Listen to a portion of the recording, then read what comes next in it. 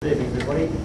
I'm also a true local. Nobody can determine where they're born, but they can determine where they live and where they choose to invest their money and where they choose to put their time into the community.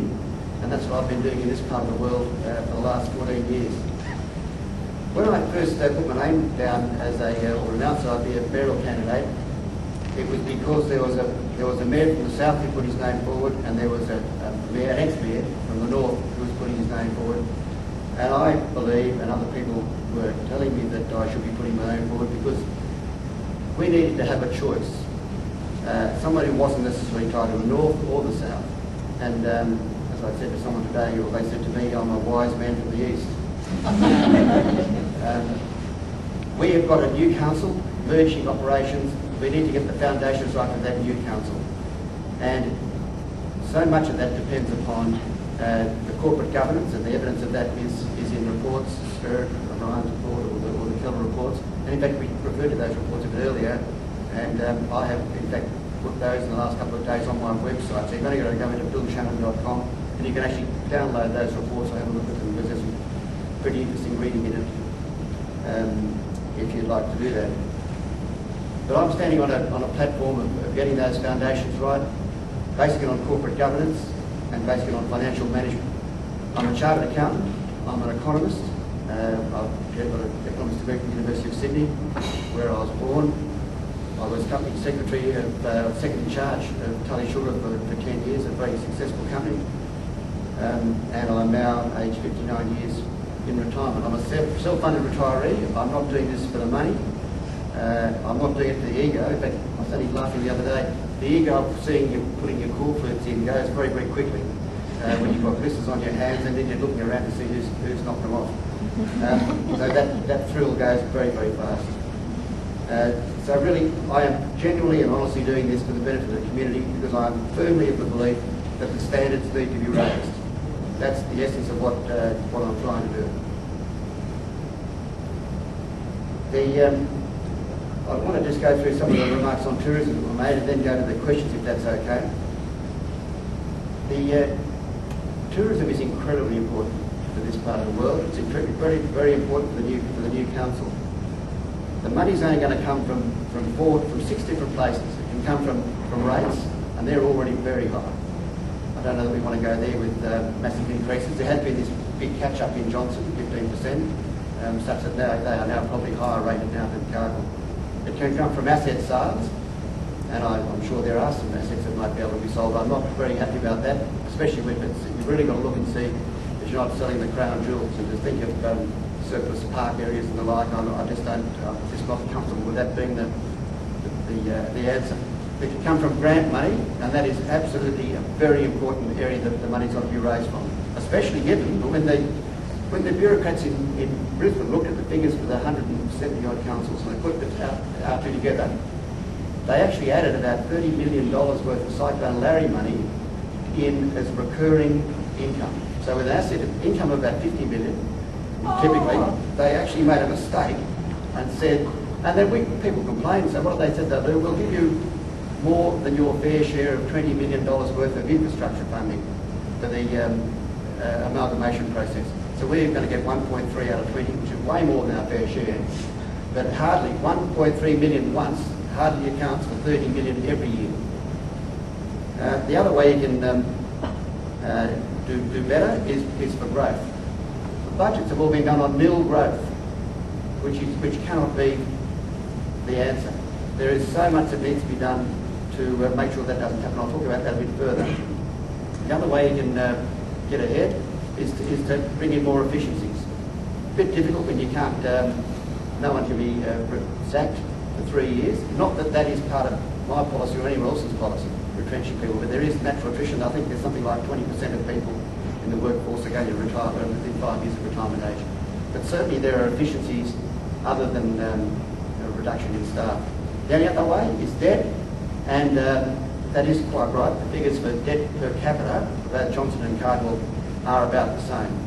And it's not a huge amount of money. So there is potential to raise money for debt, but raise money by way of debt and getting things done. Again, I don't think it's a very good thing to do. I mean, the interest rates are going up, as we all know. And certainly the other alternative, which is just defer things indefinitely, the head in the sand approach, and dare I say that's been a degree of evidence of that, is absolutely not the way to go. So of all those ways, the ones that appeal to me most are growth and getting the money through the grant income process. And we've got some very good cases to make for that to occur. We all know that the agriculture industries are suffering at the present time, and they are. Bananas are the biggest industry in this part of the world, no question about that, or fruit in general, but it's essentially bananas, and no one's even mentioned bananas. Next is, in fact, tourism, followed by sugar, because I grow sugar, I grow cattle, so I'm very aware that the returns from those sorts of industries are not the answer. So tourism is very much at the cusp in terms of development, and it is based, in fact, for this new Cassowary Coast Regional Council on Mission Beach. That's where the main part of that market is a fly drive market in from Sydney and overseas. There is, out of Cairns, the Daintree, and there is that massive area of the tablelands to the west. We haven't picked up our fair share to the south, and the natural beauty is absolutely there. And it's really huge potential, from the Art Deco that's been mentioned to the Chinese heritage factory in Innisfail, to even one that I came across today from doing a bit of work for this, the Innisfail City wetlands, which is the overflow lands, if you like, that are now largely, some part of Sabrina Lakes, the rest of it's a lot of it's pond apple, and really there's a massive case to be made. I'm very familiar with that because I'm also a director of Terrain Natural Resource Management, or the old FNQNRM Limited, which is the natural resource management body for this part of the world, for wet tropics, from the Daintree through to Darngar. So in that role, I'm very familiar with local government. I might have been elected before, but I'm very familiar with local government, very familiar with the roles and with the people that we need to interact with, namely the state and Commonwealth politicians, who I also know, but I don't know them as many on a first name basis. With Mission Beach, though, we have almost 5,000 tourist beds in this region. An extremely important start. We certainly got the jump on other parts of the Shire, and it's in the middle, right in the middle of this new Shire.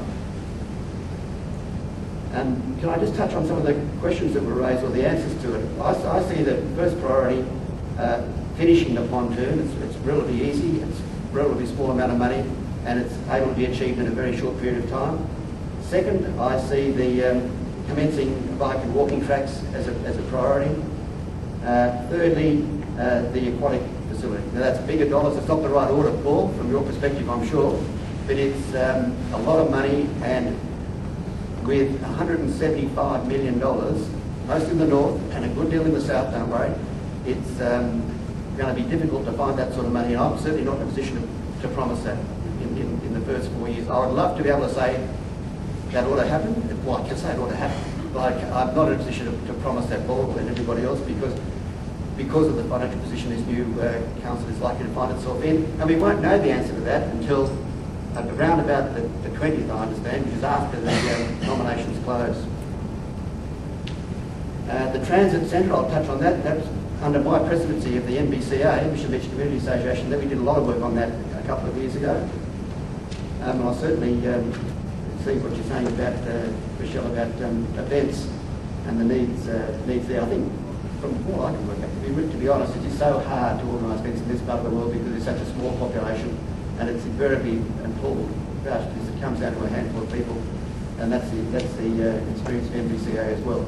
And that's all the more reason why the council can do their little bit. Again, not necessarily with a lot of dollars, but with people. And in fact, I would see that the development office and the tourism office are in fact different roles.